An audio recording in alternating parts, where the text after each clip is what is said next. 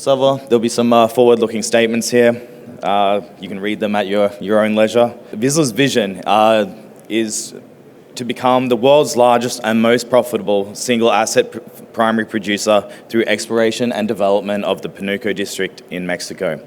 So we're looking for first silver in second half of 2027, and I'll go through how we're going to reach that. Obviously, leadership is one of the most important assets of the company. We have our leader, Michael Connett, our CEO and director there, 15 years plus experience in the mining industry. Craig Parry, so if you've ever been around mining at all, you're probably very familiar with Craig Parry. ISO Energy, former director of Skeena Resources, NextGen Energy. He was a former Rio geologist. Also, our latest addition to the corporate team, he's been on as a director since day dot, but Simon Smellick has now officially come on last year as our COO. So Simon was the former COO of Ausenco Engineering. So he has, I think he's had a hand in building at least 42 mines in his 30-year career. So he definitely provides that the production experience as we move towards that. Jesus Velador is our VP of Exploration. He's a doctorate in epithermal deposits, very experienced there. And Eduardo Luna, to round it off, is a Mexican Mining Hall of Famer and director. So Vizsla Silver just actually released and updated to our resource on January 9th of this year. We did a lot of infill drilling through last year. If you have been following the story, I think it was about 60,000 meters of infill drilling, which lend into this resource update. We were great to see another 11% increase in our global contained ounces. So we're looking at just over 22 million ounces in the M&I category and just under 139 million ounces in the inferred category. What we really like to see, it showed that our infill drilling did work, 43% increase in that M&I category. So that's great to see, lends more confidence to the resource as we move forward. There was also a 4.5 increase in grade, which is good, and a 30% increase.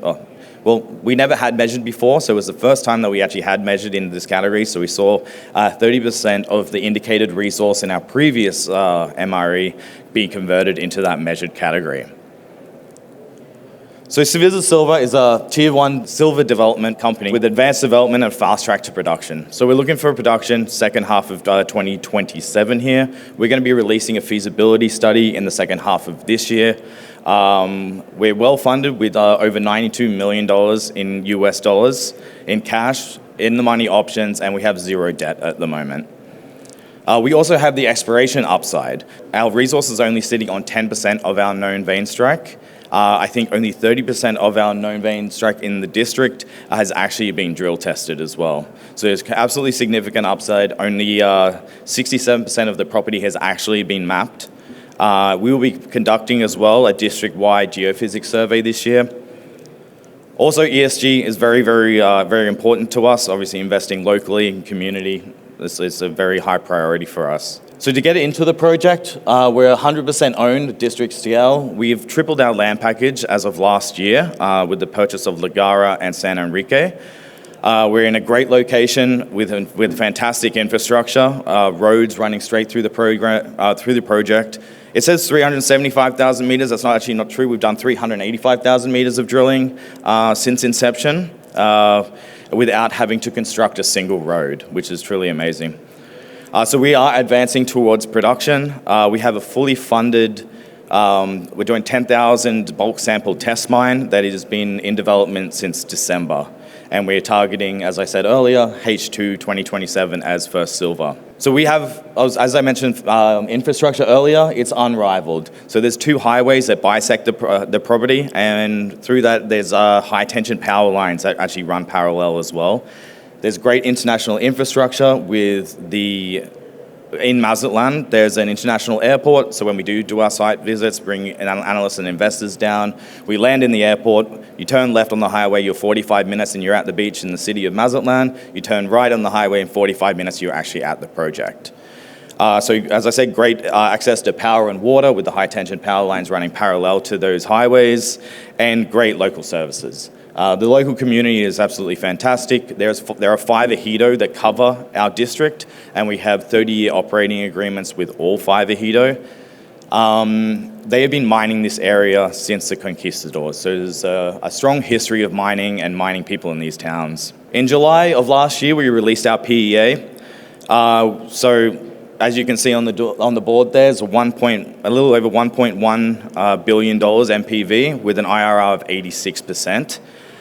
So that was using the base case, $26 an ounce silver and 1975 gold. So if you do look at that spot prices, it's even gone up a little bit further from that. You're looking at a triple-digit IRR.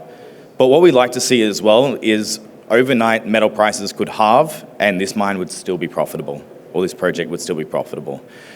You'd look at a 9-month payback period for the debt on that, and an NPV to CapEx ratio of 5.1x.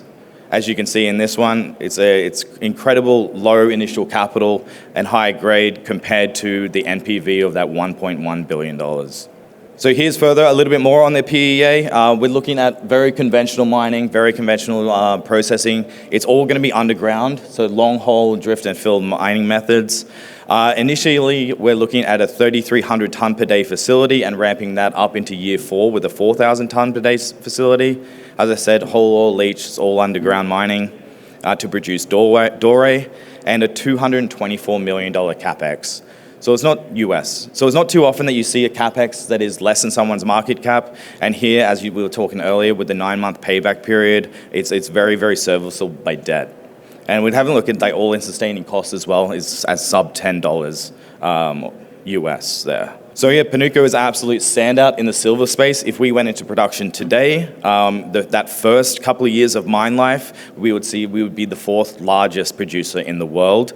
And over the life of mine that you see with the 15.2 million ounces, we would definitely be in the top 5, or 6, should I say.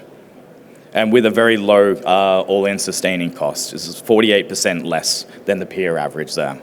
So we'd have under development at the moment a fully permitted bulk sample test mine. So that'd be great for the engineers and the geos to get down there, put their hands on the veins. It's going to be 70 meters below surface, so that's in process at the moment. So that's going to be at Kapala, and Kapala is going to be lending to the first couple of years of mine life, and that portal would be the portal that will be used for that initial mining. We have absolute district upside potential, as you see.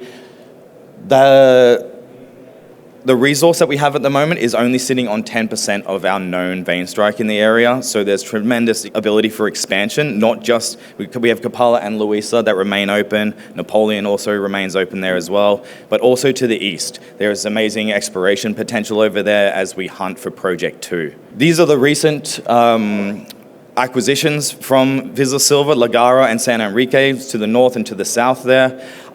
We will probably be doing exploration on these projects with the free cash flow that we're generating from the mine. So you probably look to see more from that when we do get into production.